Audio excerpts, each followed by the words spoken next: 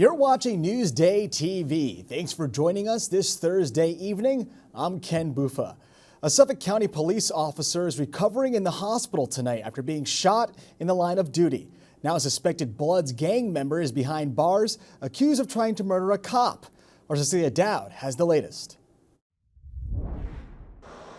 A Suffolk County police officer is in stable condition after authorities said he was shot Thursday afternoon by an alleged Bloods gang member. It happened in Coram. I heard a pow, pow, pow, pow, pow, and I just heard the running and then the screaming. Under arrest, 20-year-old Janelle Funderburk. Police Commissioner Rodney Harrison said police were conducting surveillance outside a home on Northfleet Lane related to a prior robbery.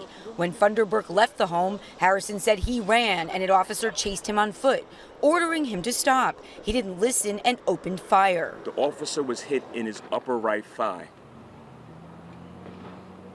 2 tourniquets and quick clot were applied by his fellow officers, which doctors indicated stopped him from bleeding out. The shooting happened on Homestead Drive, the street where Funderburk lives. Cops said after the shooting, Funderburk was found at his home, and after a 20-minute standoff, he was arrested. The police commissioner says the officer has been with the department for 6 years, is engaged, and has a 17-month-old daughter. He's being treated at Stony Brook. Once again, we're here at the hospital under unfortunate circumstances where one of our police officers was violently attacked.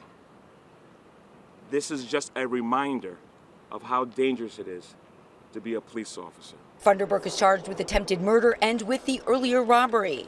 Well, of course, I was highly disturbed at the thought of any violence, much less a police officer being injured in broad daylight. This is very sad, very disturbing, and a tough day for the community. Cecilia Dowd for Newsday TV. A West Islip Marine Corps veteran is facing 15 years behind bars after a deadly encounter on the subway. Jordan Neely died earlier this month after being put in a chokehold by Daniel Penny. Penny is expected to be arrested and charged with second-degree manslaughter tomorrow. And only in Newsday, the Holbrook man who drove drunk and killed a Boy Scout is now trying to overturn his conviction. Thomas Murphy appeared in a Brooklyn appeals court today. Murphy is serving up to 25 years in prison for killing 12-year-old Andrew McMorris and injuring 3 other boys in a crash in Manorville back in 2018. We've already been through hell and back and having to go through hell again. We've walked the worst road of our life and continue to do that, and it's like we're being dragged right back into it all over again. Murphy's legal team claims prosecutors biased the jury by playing to their emotions. One of his attorneys expects a decision within the next month. And the state's first bus safety summit was held right here on the island. School officials, local law enforcement, school bus operators, and more gathered in Great River today, where they discussed best practices and how automated stop-arm solutions can improve road safety to protect kids. And this weekend, you can help stamp out hunger here on the island as well. Residents of Long Island are asked to put food at their mailbox on Saturday, May 13th, and their letter carrier will do the rest. As they're delivering the mail, they will pick up those food donations and bring it to our donated warehouse. It's a great cause. Now, Island Harvest Food Bank is looking for non-perishable foods like pasta, cereal, and rice, as well as personal care items, including shampoo, toothpaste, and soap. All items collected on Saturday in Nassau and Suffolk will go to the more than 300,000 Long Islanders who face hunger and food insecurity. All right, 90s kids, prepare yourselves. A Freaky Friday sequel is in the works. That's right, Oscar winner Jamie Lee Curtis and Long Island native Lindsay Lohan are in talks to reprise their mother-daughter roles. Now, Disney confirmed that a sequel to their 2003 body swap comedy is in development, and a writer has already been chosen for the screenplay. It's a great movie. All right, let's take a look at your Long Island weather, shall we? Tonight, we're heading into the mid-50s with sun on the way tomorrow. Looks like it's going to be a warm one. So let's take a closer look at tomorrow, shall we? Wow, looks awesome. Check that out. We're hitting 80s midday. It's going to be nice all day, so make sure you get out there. Coloring, deep breathing, and a sensory wall. Our Sherry Einhorn takes us on the wellness walk that's helping kids reduce stress at school. It's a story you'll see only in Newsday. School can be stressful no matter how old you are or what grade you're in. Come along with us as we check out the brand new wellness walk here at Setauket Elementary School. Push, push. Let it all out. Good job. There are 14 interactive stations throughout the building. I like all of these. You like all of them? Each one includes a prompt to help engage the kids. This one looks like lava. You're right. And this one looks like blood. This sensory wall has surfaces that are squishy, soft, and smooth. What does the blue one remind you of? The ocean. And what do you like about the ocean? That it's really relaxing. The XY axis. When students need to take a break, they can choose a station they think will help them. Maybe do some deep breathing or yoga, use the coloring wall, or this. Hey guys, can I pop in? Huh? Who gets my joke? You get my joke. Okay. This is awesome. The noise is really satisfying. The noise is satisfying. I agree with you. May is Mental Health Awareness Month, and the school decided this was a great way to introduce coping skills. So it's a quick way for them to, improve their mood, relax, and distract their unhelpful thinking and get back to their classrooms. Why do bees hum? What? Because they don't know the words. The joke wall is a doozy. It makes you laugh because even when you're having a bad day, you can just be happy. I think this one might be a tie. Oh, I win. And the tic-tac-toe board is pretty popular.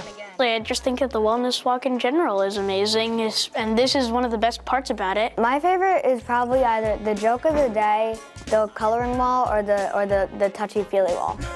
Try it again. That feels good. In Setauket, I'm Shari Einhorn for NewsdayTV. Yeah. And it looks like a lot of fun, too. Now, for more exclusive stories like this, just go to Newsday.com. Click Get More below the Newsday TV video box. What's Up on Long Island is brought to you by PC Richard & Son.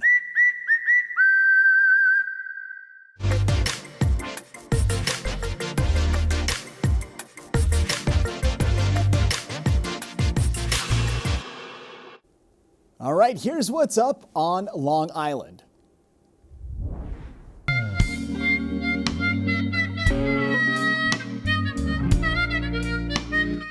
Blues Traveler, the Wallflowers, and Long Island's own Wheatus are just some of the acts that will take the stage at the May Day Festival in Farmingville. There will also be food, beer, and fun for kids. It's Saturday at the Catholic Health Amphitheater at Bald Hill. Or why not take mom to the North Fork? There's a 2-day Mother's Day festival at Harb's Family Farm in Mattituck. Moms and grandmas get in free Saturday and Sunday. Or why not take her skating? It's Mother's Day skating, of course, at United Skates of America in Seaford on Sunday. There's a photo area and even a mom's playlist. Now, for admission info and more events, go to Newsday.com and click Get More below the Newsday TV video box.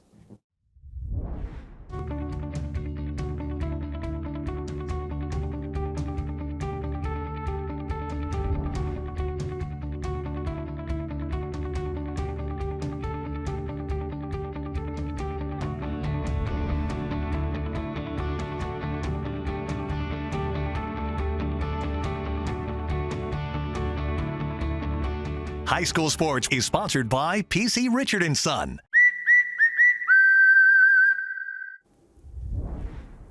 A Suffolk County girls lacrosse player is back on top of her game after not one, but 2 ACL injuries. Our Carissa Kelman has a story you'll see only in Newsday.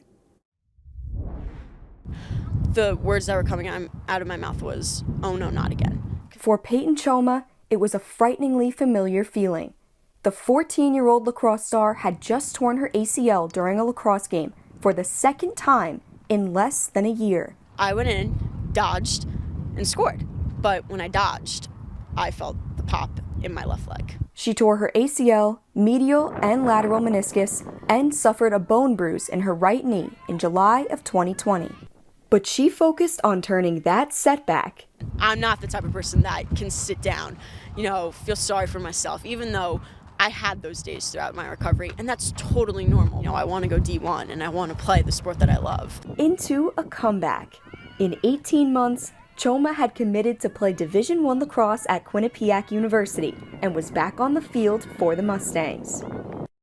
You know, not playing for 9 months, being able to run again was such a great feeling. I've truly never seen a player like her, and what she has overcome and what she has done and the work that she has put in to get here, it surely is unbelievable. I knew that I was back, and not my old self, my new self. With a new outlook on life and a few pre-game rituals. Me and my dad, we do a little prayer before every game. Play with the one word that you always write on your arm. What is that word, Paige? Play with confidence, play with speed, play with heart. Amen. I love you, baby. Choma writes confident on her arm before every game as a reminder of her new self. As horrific as it was, without my injuries, I would not be the person I am today. At Mount Sinai High School, Carissa Kelman, Newsday TV. She's back and better than ever. Now for more on Peyton, go to Newsday.com and click Get More below the Newsday TV video box. Get more of the stories you've seen on Newsday TV at Newsday.com. Plus breaking news, investigations, things to do, restaurants, and other Long Island news you can't get anywhere else. At Newsday.com, covering Long Island like no one else can. You're watching Newsday TV. I'm Ken Buffa. Thanks for spending part of your day with us. We'll leave you now with a look at your 7-day forecast.